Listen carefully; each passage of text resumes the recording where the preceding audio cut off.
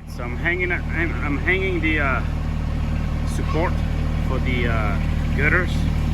I'm using the 1025R today on a ladder. Okay, so this is the gutter part. Goes all the way up there.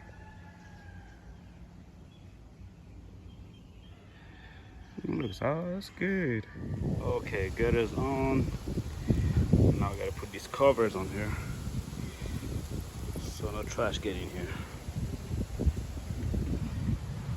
Alright, got the gutter guards all on here up to here.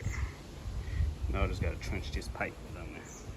Alright, so I'm gonna put some glue on these strips right here.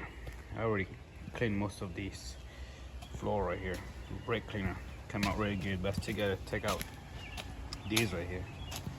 What I'm gonna use is Gorilla Glue. It's the clear Gorilla Glue Max Strength. We'll see if that actually holds up. It's supposed to be super strong. And also gotta take the glue out of this one right here. It's like a nightmare doing all this. Alright, see how it goes. Okay, so I put the glue on the bottom, and at the very corner there, hopefully water doesn't seep through anymore.